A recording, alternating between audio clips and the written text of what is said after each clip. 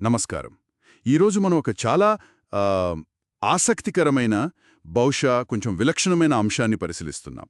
మన ఆలోచనలు, మన భావోద్వేగాలు, చివరికి ఆ, ఈ మొత్తం విశ్వం యొక్క స్థితికి మధ్య నిజంగా ఏదైనా సంబంధం ఉందా? అవును. ఇది చాలామందికి ఆశ్చర్యం కలిగించవచ్చు. మన దగ్గర ఉన్న ఒక మూలం, ముఖ్యంగా వైదిక భౌతిక శాస్త్రం కోణంలోంచి చూస్తే, మన మానసిక కాలుష్యం అంటే మనస్సులో పేరుకుపోయే నెగటివ్ ఆలోచనలు, ఫీలింగ్స్ అవే.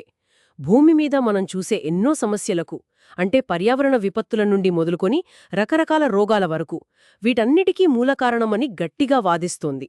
అబ్బా, ఇది చాలా పెద్ద వాదనలాగా ఉంది.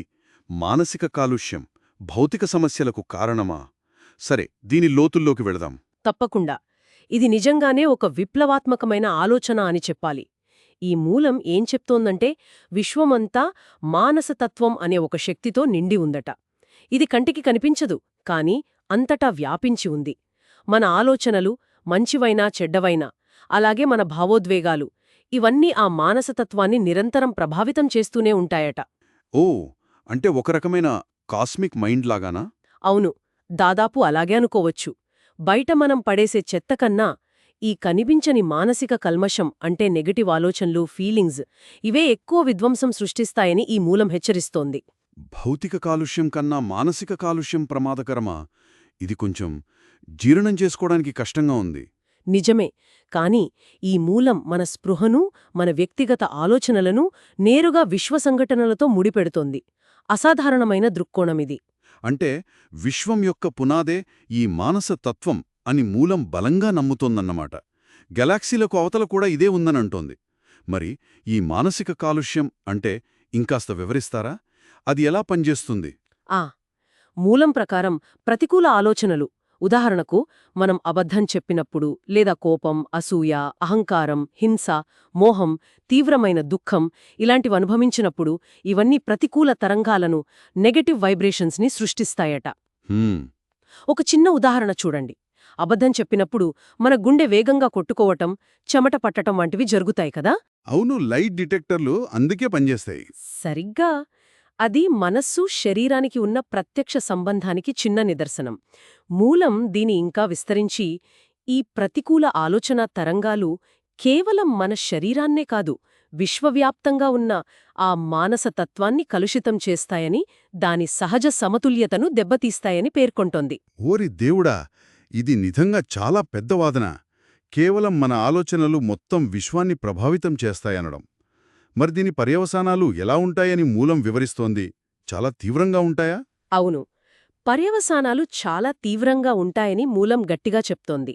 ఈ మానసిక కాలుష్యం వల్ల సోలార్ ఫ్లేర్స్ అంటే సౌర మంటలు అధికమవడం, వాతావరణంలో అస్థిరతలు అంటే అకాల వర్షాలు, ఋతుపవనాలు గతితప్పడం, భూకంపాలు, సునామీలు వంటి ప్రకృతి వైపరీత్యాలు కూడా సంభవిస్తాయట.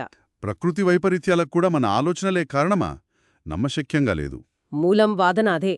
అంతేకాదు, ఈ రోజుల్లో మనం చూస్తున్న క్యాన్సర్, డయాబెటిస్ వంటి దీర్ఘకాలిక వ్యాధులు పెరగడానికి, అలాగే జంతువుల ప్రవర్తనలో కూడా వింత వింత మార్పులు రావడానికి ఇదే కారణమని మూలం వాదిస్తోంది. హ్మ్, మరి ఆధునిక జీవనశైలి గురించేమన్నా ప్రస్తావించిందా? ఓ, చాలా విమర్శించింది. ముఖ్యంగా మాంసాహారం పెరగడం.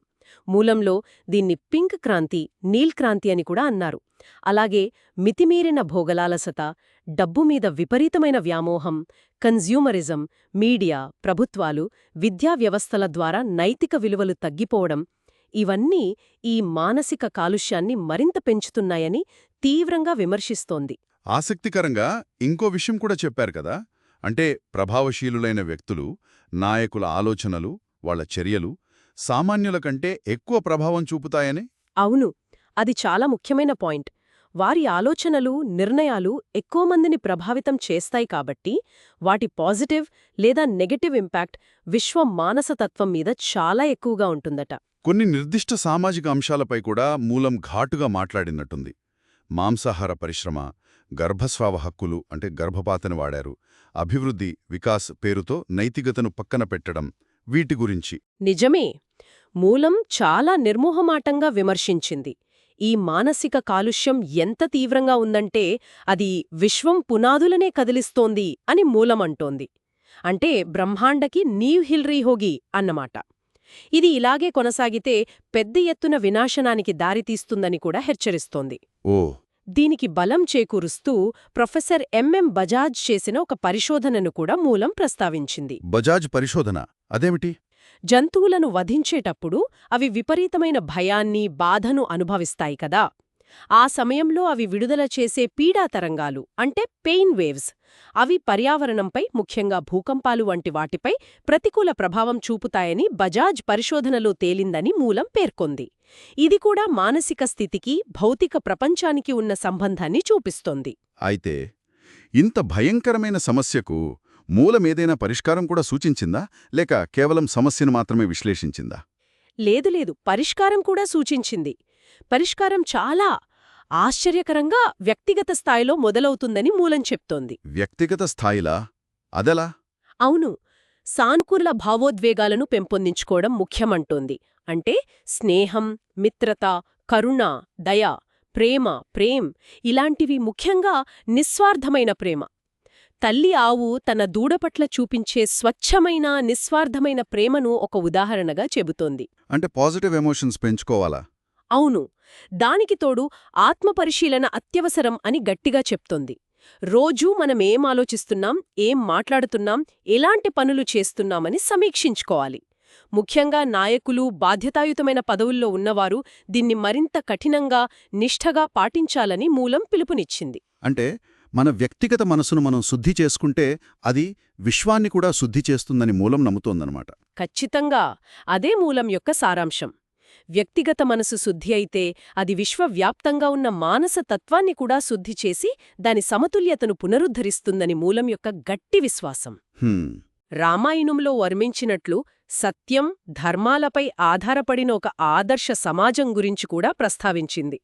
అలాంటి స్థితికి మనం మళ్లీ వెళ్లాలని సూచిస్తున్నట్టుంది.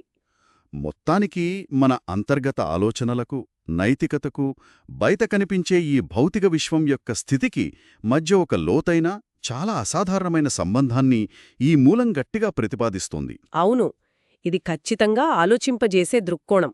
చాలా భిన్నమైనది కూడా.